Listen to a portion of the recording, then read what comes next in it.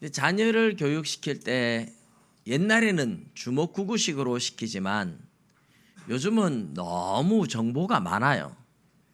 우리 딸도 저 뒤에 와 있습니다만은 출산하고 공식 예배는 처음 이제 왔습니다. 아직까지 아기는 못 데리고 왔는데, 근데 부모들이 자녀를 키울 때보다 더 잘 알아요. 우리는 진짜 그때 뭐 인터넷이나 이런 게 제대로 없을 때니까 저희 집사람도 저도 그냥 어른들한테 들은 거로 키우고, 그러다 보니까 뭐 땀때도 나고 뭐 여러 가지 안 좋은 일들이 있었는데, 요즘은 보니까는 정보가 다 인터넷에 유튜브에 너무너무 많이 나오니까 이제 어른들은 마땅하지 못할지 몰라요. 그러나 저도 사실 좀 덜 마땅한 것도 있어도 그래도 아이들이 인터넷 정보를 통해서 정확한 지식을 가지고 잘하고 있는 것 같아요.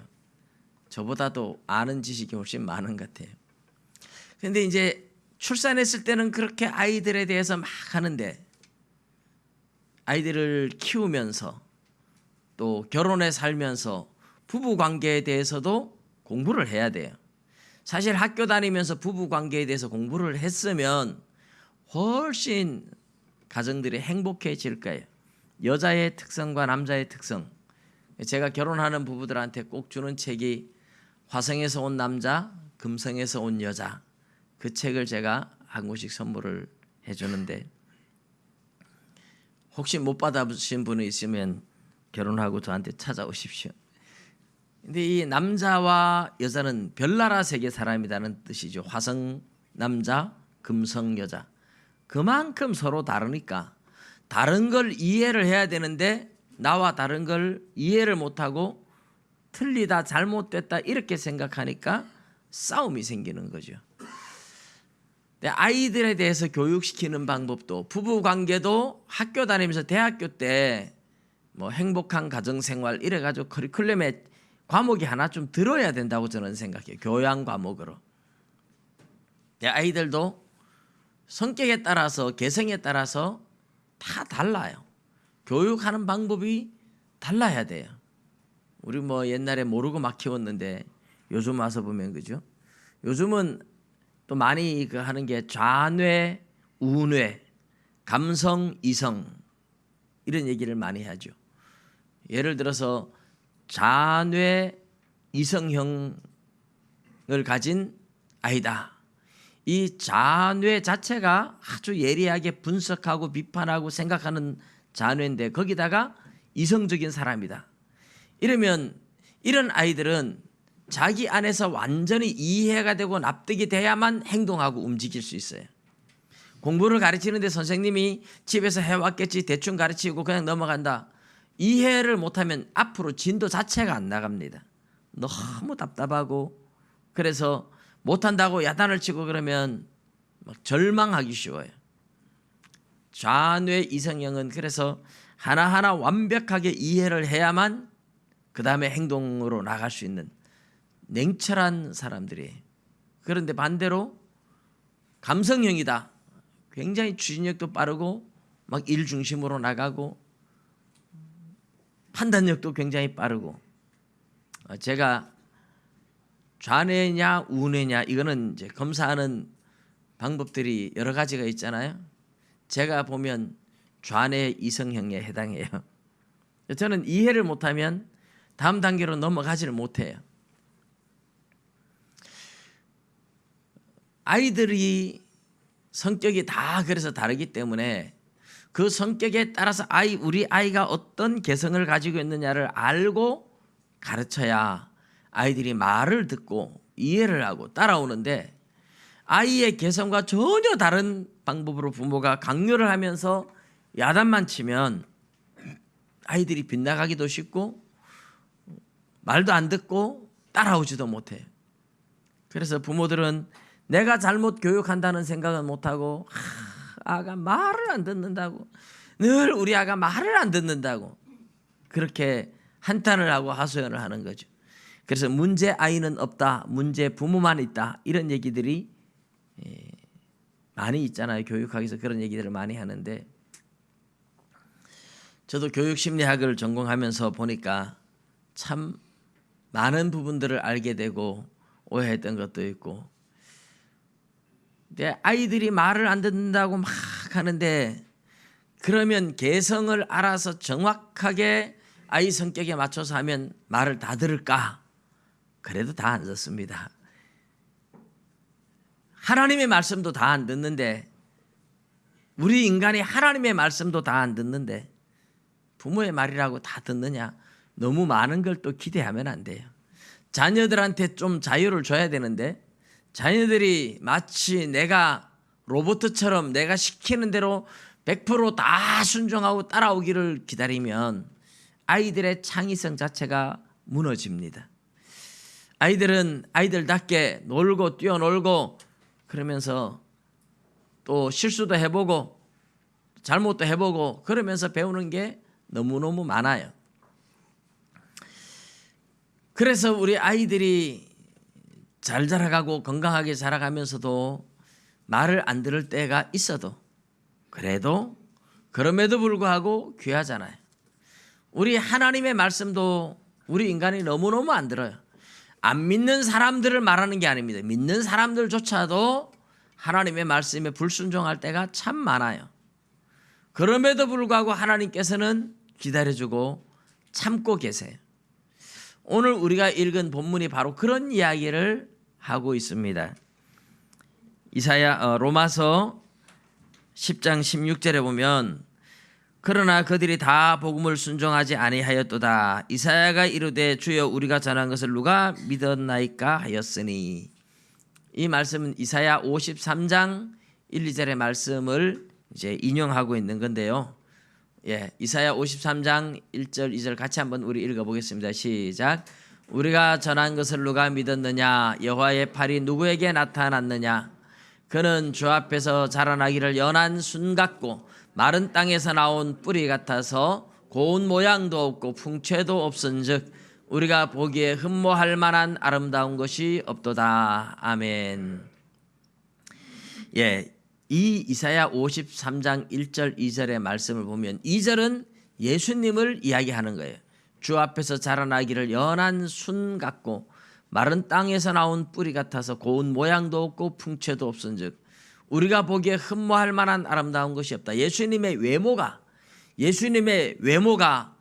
그렇게 잘생기거나 풍채가 좋거나 뭐 그런 분이 아니었다는 거예요. 보잘것없다. 사람 너무 외모로 판단하면 안 되겠죠. 예수님이 외모가 보잘것없었다는 거예요. 그런데 어쨌든 그분의 외모 때문에 사람들이 더 예수님의 어떤 지위, 왕자로 태어났다면 말을 또 들었을지도 모르겠죠. 그런데 가난한 목수의 아들로 태어났고 외모도 보잘것없고 그러니까 사람들이 안 믿은 거예요. 그래서 이사야가 하는 말이죠. 주여 우리가 전한 것을 누가 믿었나이까? 여호와의 팔이 누구에게 나타났습니까? 우리가 전했는데, 하나님의 말씀을 그렇게 예수님이 전했어요. 전했는데 안 믿었다는 거죠. 이게 이제 탄식하는 이사야 선지자의 탄식입니다.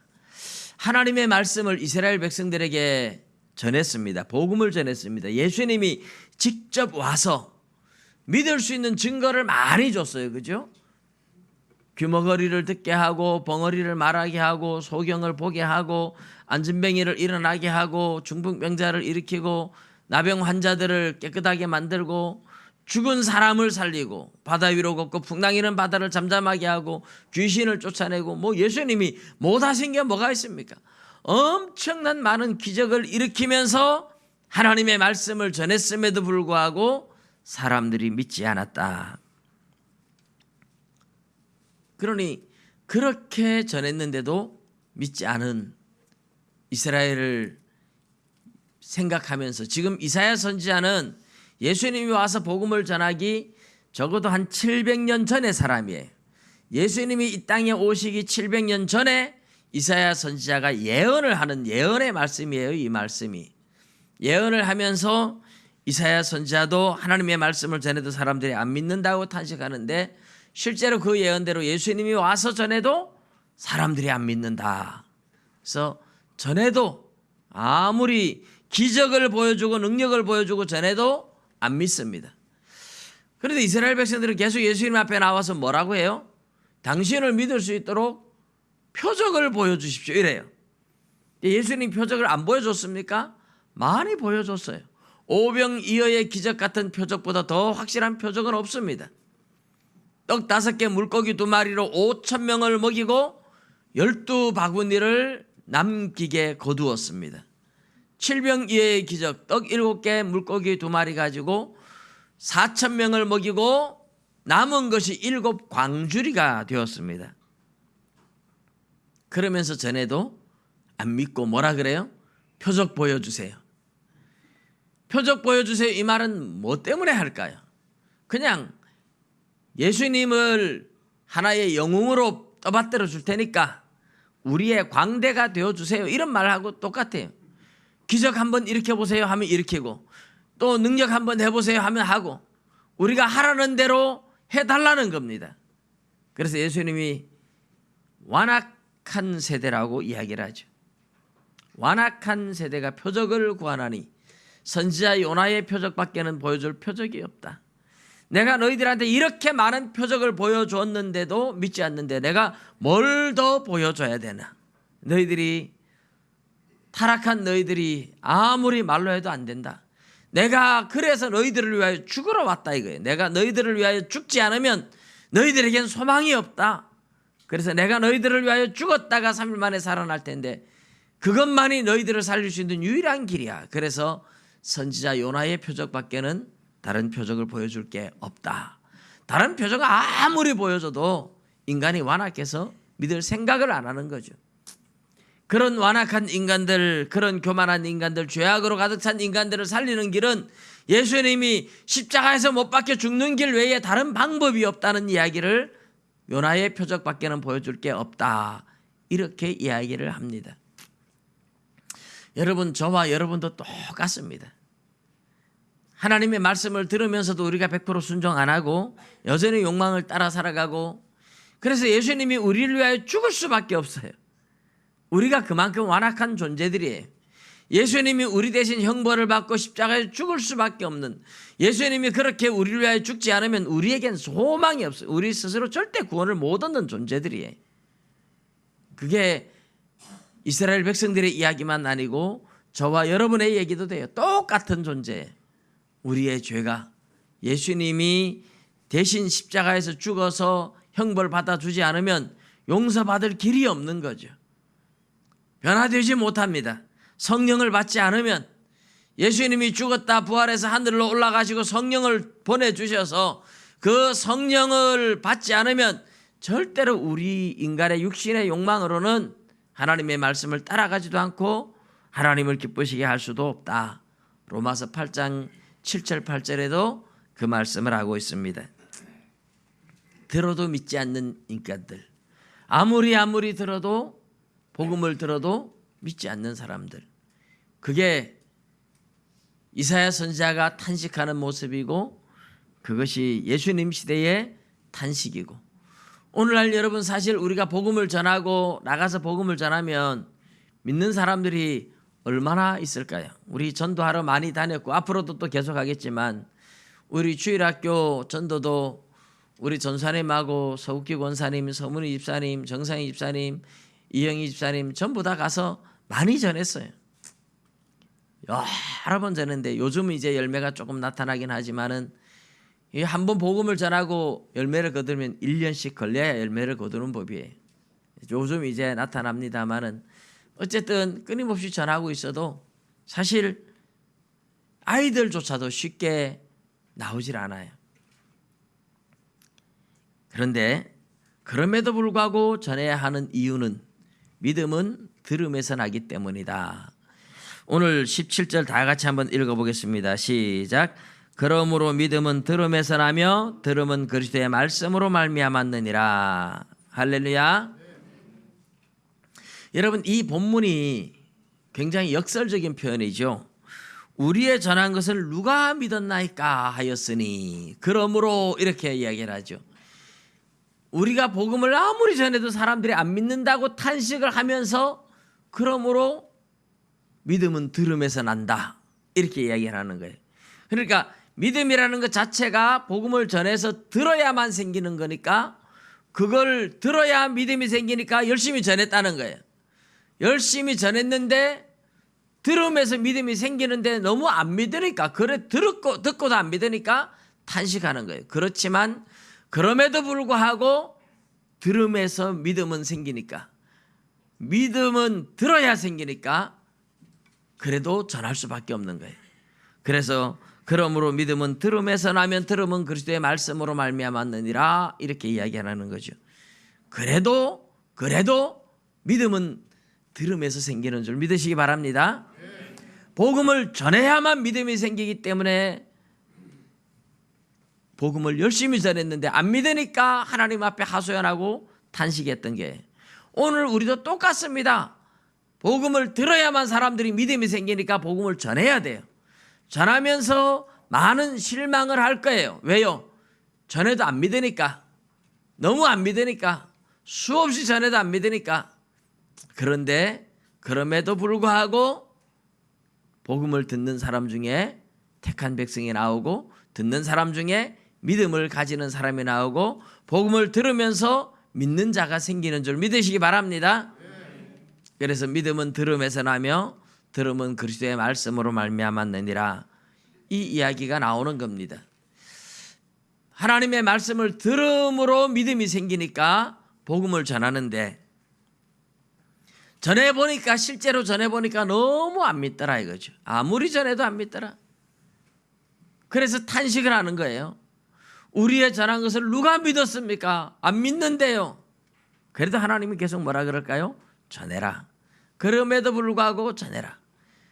그런데 계속 전하다 보니까 하나씩 믿는 자가 생기고 열매가 맺히더라는 얘기죠. 예수님이 씨 뿌리는 비유를 통해서 이런 이야기를 하셨어요.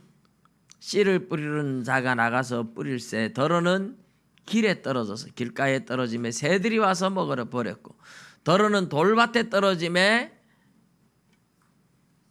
뿌리가 내리고 싹이 나오지만 해가 떠서 뿌리가 깊지 못하니까 그만 말라서 죽어버렸고, 더러는 가시나무 밭에 떨어져 가지고 잘 자라는데, 쑥쑥 자라는데 이 가시덤불이 기운을 막아가지고 햇빛을 못 받으니까 열매가 맺히지 못한다. 오늘 우리 요 상추 심어놨는 거 서건사님이 이제 잘라내셨는데, 요게 사실 오늘 본문의 교훈인데 제가 아차하고 얘기하려고 그랬는데 아차하고 그냥 자르라 그랬어요.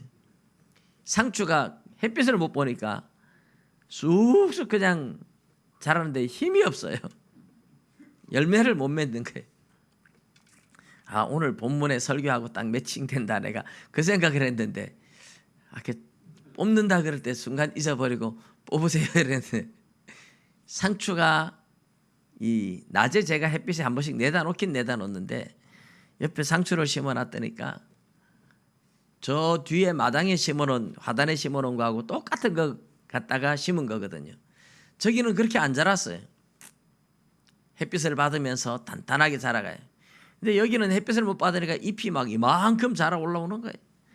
잎이 가늘고 길게 쫙 자라가지고 햇빛을 받고 싶어서 넓게. 근데 열매를 맺는다면, 햇빛을 못 받으면 열매를 못 맺는 거죠. 사람의 마음이 그렇다는 거죠. 사람의 마음이 길과 같이 단단한 마음이 있고, 가시밭 같은 사람이 있고, 돌짝밭 같은 사람이 있다. 그런데 옥토밭이 있어요. 사람의 마음이 부드럽고 겸손해서 하나님의 말씀을 받으면 아멘 아멘 하고 잘 받아 먹고, 그 복음이 생명이 씨앗이 되어서 자라서 30배, 60배, 100배의 열매를 맺는다고 하는 겁니다. 복음을 들을 때 믿는 사람을 예수님은 옥토밭이라고 이야기를 했어요. 여러분 모두 옥토밭인 줄 믿습니다. 여러분이 옥토밭이니까 믿는 거예요. 근데 믿다가 떨어져 나가면 옥토가 아니고 가시나무밭이 될 거예요. 돌밭은 뭐냐 하면 환난과 핍박을 견디지 못하고 믿음을 포기하는 사람을 돌밭이라고 얘기했고, 가시밭은 세상에 있는 근심, 걱정, 염려나 유혹들, 재물이나 쾌락이나 이런 유혹들, 여러 가지 유혹들을 못 이기고 믿음을 포기하는 사람, 이런 사람들의 마음은 가시밭이다고 이야기를 합니다. 옥토밭은 하나님의 말씀대로 끝까지 잘 믿고 순종해서 30배, 60배, 100배의 열매를 맺는다. 천국 들어가서 하나님 앞에 칭찬 들을 사람들을 옥토밭이라고 이야기를 하는 겁니다. 믿음은 들음에서 나는 거예요. 그래서 복음을 전할 수밖에 없는 겁니다. 그런데 씨를 뿌린다고 씨앗이 다 자라서 열매 맺는 게 아니고 수많은 씨를 뿌렸는데 그중에 옥토에 떨어진 씨앗만 자라는 것처럼 우리가 세상에 나가서 복음을 전해도 다 믿는 게 아니고 옥토밭, 교리적으로 말하면 하나님의 택한 백성이라고 이렇게 표현을 하겠지만, 그러나 그 마음이 옥토밭인 사람들, 겸손한 사람들, 그런 사람들만 복음을 받아들이는 거예요. 그래서 오늘 우리가 이 말씀을 보면 하나님의 복음을 열심히 전했는데 안 믿는다고 탄식하는 선지자의 고백이 나오는데, 그럼에도 불구하고 믿음은 들음에서 난다고 이야기를 했어요. 그럼 결론은 뭘까요? 그럼에도 불구하고 우리가 복음을 전해야 할 사명자들이다. 믿으시기 바랍니다. 이렇게 안 믿지만 그래도 믿음은 들음에서 나기 때문에 우리는 복음을 전해야 할 책임이 있다. 그 이야기를 하는 거예요. 18절에서부터 19절에 보면, 그러나 내가 말하노니 그들이 듣지 아니하였느냐? 그렇지 아니하니 그 소리가 온 땅에 퍼졌고 그 말씀이 땅끝까지 이르렀도다 하였느니라. 그러나 내가 말하노니 이스라엘이 알지 못하였느냐? 모세가 이르되 내가 백성 아닌 자로서 너희를 시기하게 하여 미련한 백성으로 너희를 노엽게 하리라 하였고. 여러분, 복음이 전파되지 않은 게 아니라 땅끝까지 전파됐다, 퍼졌다. 이 시편 19편 4절 말씀을 인용한 건데, 하나님의 복음은 땅끝까지 전파되었대요. 복음을 전하고 복음이 퍼졌음에도 불구하고 사실 믿는 자가 너무너무 적은 거죠. 그런데 이스라엘과 지금 이방인의 관계를 바울 사도가 이야기하고 있는 중입니다. 왜 이스라엘이 안 믿느냐 하는 이 문제에 대해서 대답을 하고 있는 중이에요. 왜 이스라엘이, 예수님이 직접 와서 복음을 전하고 기적을 보여주었는데도 왜 이스라엘이 믿지 않느냐에 대한 탄식을 하면서 거기에 대한 질문과 답을 주고 있는 겁니다. 모세가 내가 백성 아닌 자로서 너희를 시기하게 하며 미련한 백성으로서 너희를 노엽게 하리라 하였다. 이 말은 백성 아닌, 이스라엘이 아닌 이방인에게 복음을 전해서 이스라엘, 믿지 않는 이스라엘을 말하자면 약을 올리는 거죠. 시기 나게, 질투나게 해서 그렇게 해서라도 한 사람이라도 하나님께 돌아오게 하시려는 하나님의 안타까움을 표현하는 거예요. 하나님의 안타까움. 이 아이들이 보면 제일 아이들이 어릴 때 그런 모습 많잖아요. 밥을 떠주는데 안 먹어요. 밥을 먹어라 안 줘요. 안 먹어요. 그러면 다른 사람 옆에 다른 사람 준다 막 이러면 이제 다른 사람한테 뺏기지 않으려고, 먹기 싫은데도 억지로 와서 아 하고 먹죠. 참 우리 인간의 심리가 그래요. 그래서 하나님도 복음의 이 기쁜 소식을 이스라엘 백성들한테 줬는데 안 믿으니까 이방인들한테 막 복음을 전하는 거예요. 그러면 이스라엘이 시기 나고 질투가 나서라도 하나님께 돌아오게 하시려고 하나님이 그렇게 했다 이야기를 하는 거예요. 그럼 어쨌든 믿음은 모든 사람의 것이 아니에요. 데살로니가 후서 3장 2절에 보면 믿음은 모든 사람의 것이 아니니라 이랬는데, 우리 같이 한번 읽어볼게요. 시작. 또한 우리를 부당하고 악한 사람들에게서 건지시옵소서 하라. 믿음은 모든 사람의 것이 아니니라. 아멘. 참 이게 그렇게 들려줘도 안 믿는 사람은 믿음이 모든 사람의 것이 아니에요. 하나님의 택한 백성이 따로 있는 거예요. 그럼에도 불구하고 하나님의 복음은 땅끝까지 모든 사람에게 전하고 있고, 믿지 않아서 심판받고 지옥 가는 사람들은 책임을 면할 길이 없어요. 핑계댈 수 없어요. 사실은 하나님은 모든 사람에게 믿을 기회를 주셨거든요. 그게 로마서 1장 19절 20절에 나오는데, 로마서 1장 19절 20절도 함께 같이 읽어보겠습니다. 시작. 이는 하나님을 알만한 것이 그들 속에 보임이라. 하나님께서 이를 그들에게 보이셨느니라. 창세로부터 그의 보이지 아니하는 것들 곧 그의 영원하신 능력과 신성이 그가 만드신 만물에 분명히 보여 알려졌나니 그러므로 그들이 핑계하지 못할지니라. 아멘. 그러므로 그들이 핑계하지 못할지니라. 하나님 앞에 가서 너 왜 하나님 안 믿었느냐, 하나님이 심판하겠다고 할 때 내가 몰랐습니다, 못 들었습니다, 이런 식으로 핑계할 수 없대요. 왜요? 하나님을 알만한 것이 우리 속에 있대. 우리 속에 하나님이 사람들을 창조할 때 신에 대한 의식을 줬어요. 신의식. 신을 알 수 있도록 신의식을 줬어요. 이 신의식 때문에 전 인류 어디 가든지 종교가 있어요. 종교. 하나님을 찾지 않지만 하나님에 대한, 신에 대한 인식이 있다 보니까 뭔가 신을 찾고 찾아서 종교가 있어요. 하다못해 마른 막대기라도 놓고 절을 하고 돌멩이라도 놓고 빌고 희한한 걸 우상으로 다 섬기면서 종교가 다 있어요. 또 뭐가 있습니까? 양심이 있어요. 양심. 양심은 신의식이 있으면서 신이 벌을 낼 것에 대한 두려움 때문에 생기는 것이 양심이거든요. 신의식 때문에 양심과 종교가 생겨났어요. 그런데 양심 없는 사람 없어요. 어느 나라든지 가면 다 있어요. 종교 없는 국가 없어요. 다 있습니다. 그래 놓고 하나님 앞에 나 몰랐습니다, 이렇게 말할 수 없다 이거죠. 근데 우리의 신의식만이 아니라 하나님이 만든 피조물들, 창조물들, 해와 달과 별들, 천둥 번개, 거대한 산, 넓은 바다, 이 모든 하나님의 솜씨가 하나님이 얼마나 위대한 분인지를 간접적으로 알려주고 있다 이거죠. 하나님이 만든 자연이 얼마나 위대한지를 보면서 이런 것을 만든 신은 얼마나 위대할까 생각할 수밖에 없는 거예요. 어떻게 사람들이 자연 만물이 저절로 생겨났다고 그런 상상을 할 수 있겠습니까? 그럴 수는 없어요. 그럼 자연 만물은 어디서 생겨났느냐? 모르겠다 이래가지고 답이 나오는 게 아니죠. 신이 만들었다는 것을 인정을 해야 됩니다. 그러면 이런 것을 만든 신이 얼마나 위대할까를 상상한다면, 송아지 갖다 놓고 금송아지 만들어 놓고 그 앞에 너는 우리 신이라 이렇게 비는 게 얼마나 어리석은 거예요. 뱀을 갖다 놓고 우리의 신이라고 비는 게 얼마나 어리석은 거예요. 고목나무 앞에 가가지고 신이라고 비는 게 얼마나 어리석은 거예요. 말이 안 되는 거잖아요.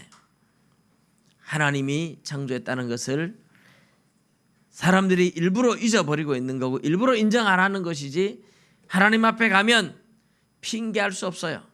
깊이 신을 찾고 양심을 두드려 보면 하나님이 만들었다는 걸 인정하지 않을 수 없다고 이야기를 하는 거죠. 그래서 저와 여러분은 전해야 할 사명을 가진 거예요. 하나님이 우리에게 땅끝까지 이르러 내 복음을 전하라고, 증인이 되라고 말씀을 하세요. 성령 충만하면 땅끝까지 이르러 증인이 된다고 그랬어요. 저절로 되는 거예요. 그럼에도 불구하고 주님께서는 모든 민족을 제자 삼아서 아버지와 아들과 성령의 이름으로 세례를 주고 내가 너희에게 가르쳐 준 바 모든 것을 가르쳐 지키게 하라고 주님이 말씀을 하셨습니다. 오늘 20절에서 21절에 보면 이사야가 매우 담대하여 내가 나를 찾지 아니한 자들에게 찾은 바 되고 내게 묻지 아니한 자들에게 나타났노라 말하였고, 이스라엘에 대하여는 이르되 순종하지 아니하고 거슬러 말하는 백성에게 내가 종일 내 손을 벌렸노라 하였느니라 그랬어요. 이사야 65장 1절 2절 말씀을 인용한 거죠. 이사야 65장 1, 2절을 직접 한번 읽어보겠습니다. 시작. 나는 나를 구하지 아니하던 자에게 물음을 받았으며 나를 찾지 아니하던 자에게 찾아냄이 되었으며 내 이름을 부르지 아니하던 나라에 내가 여기 있노라 내가 여기 있노라 하였노라. 내가 종일 손을 펴서 자기 생각을 따라 옳지 않은 길을 걸어가는 패역한 백성들을 불렀나니. 할렐루야. 하나님이 하나님을 찾지 아니한 자들, 묻지 아니한 자들에게 내가 여기 있다 하고 찾은 바 되고 나타났대요. 하나님을 찾지 않고 묻지 않은 것은 이방인들이죠. 하나님이 그래서 이방인들에게도 은혜를 베풀기 위해서 나타난 거예요. 그런데 이스라엘 백성들은 뭐예요? 순종하지 않고 복음을 들으면서도 순종하지 않았어요. 그런 백성들에게 하나님이 뭐라고 해요? 패역한 백성에게 내가 종일 내 손을 벌렸노라. 이사야 65장 2절에는 패역한 백성이라 그러죠. 복음에 순종하지 않는 백성들을 이스라엘을 패역하다고 하면서도 그럼에도 불구하고 하나님이 포기하지 않고 하루 종일 손을 벌리고 돌아오라 하고 기다리고 계시대요. 그게 하나님의 사랑이고 그게 하나님의 인내예요. 베드로는 뭐라고 말합니까?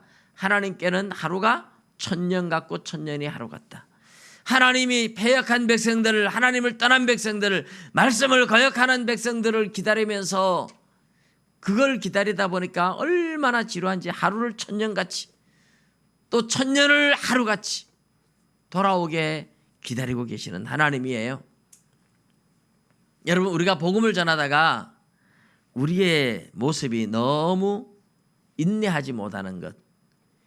농부가 농사를 지어도 씨앗을 뿌리고 열매를 거두기까지 자라는데 물을 주고 비바람 몰아치고 폭풍우 몰아치고 그럴 때마다 가서 혹시는 잘못되지 않았나 보고 풀도 뽑아주고 거름도 주고 비료도 주고 북을 돋아주고 그렇게 키워가지고 농사의 열매를 보는 겁니다. 저도 화분을 몇 개 갖다 놓고 키워보니까 아침마다 새벽기도 마치고 올라가서 물 주는 게 일이에요. 고추 같은 거는 지지대를 안 세워주면 또 넘어지고, 방울토마토 지지대 안 세워주면 넘어지고, 매일 물을 줘야 되고 매일 지지대 세워주고 보고 합니다. 몇 개 안 키워도 그래요. 농부들이 많은 농사를 지면 일손이 얼마나 많이 들어가겠습니까? 사람 전도하는 것도 농부로 야고보서는 기록하고 있죠. 비유를 그렇게 한 겁니다. 농부가 오래 참고 기다리는 것처럼 여러분, 하나님 앞에서 하나님은 오래 참고 기다리시는데 우리는 너무 오래 못 참아요. 한두 번 전도해보다가 안 되면 안 믿을란 말고 너무 쉽게 포기하는 거죠. 그러지 말고 언제까지 우리가 기다려야 돼? 언제까지 참아줘야 돼? 이런 말 하지 말고 죽을 때까지 기다려줘야 됩니다. 죽을 때까지, 마지막 죽는 순간에 믿는 사람도 있어요. 마지막 죽는 순간에 변화되는 사람도 있어요. 중간에 포기하면 안 되는 거예요. 하나님이 포기하기 전까지는 우리가 포기하면 안 되는 거예요. 복음을 전해야 할 사명은 우리에게 있습니다. 믿고 안 믿고는 하나님께 달려있지만 전해야 하는 사명은 저와 여러분에게 있는 줄 믿습니다. 그래서 우리가 전해야 하는 사명이 우리인데 하나님이 택했으면 하나님이 알아서 믿게 해주십시오. 이렇게 하나님께 맡기면 안 돼요. 전하는 건 우리에게 맡겼지 하나님이 대신 해주지 않아요. 우리가 해야 할 사명입니다. 전하는 건 우리가 하고 씨를 뿌리는 건 농부가 하는 거잖아요. 뿌려놓고 싹이 트는 건 싹이 알아서 하는 거죠. 하나님이 싹이 나게 하고 자라게 하지 인간이 뭐 자라게 할 수 있습니까? 물 주고 한다고 해서 내가 물 주는 게 그게 저절로 자라게 되는 겁니까? 인간이 자라게 할 수 있는 건 아무것도 없어요. 때가 되면 싹이 나고 자라고 꽃이 피고 열매가 맺고 그게 우리가 하는 게 아니에요. 스스로의 생명이 자라나가는 거잖아요. 하나님이 그렇게 생명을 주신 거잖아요. 그래서 씨앗을 뿌리는 건 농부가 하는 거고 그건 농부의 책임입니다. 자라는 건 하나님이 하시는 거고 오늘 우리가 복음의 씨를 뿌리는 건 우리가 해야 할 사명이고 하나님이 우리에게 주신 사명이에요. 하나님이 그건 대신해 주지 않아요. 복음을 전해 놓으면 자라게 하고 믿게 하는 것은 하나님이 하시는 겁니다. 저와 여러분 하나님 앞에 우리의 책임을 다하면 하나님 앞에 그들이 믿든 믿지 않든 열심히 복음의 씨를 뿌리고 가꾸면 하나님 앞에 칭찬 들을 줄 믿습니다. 믿음은 들음에서 나며, 기억하시고 전해야 할 사명을 감당할 수 있는 저와 여러분 되시기를 주님의 이름으로 축복합니다. 기도드리겠습니다.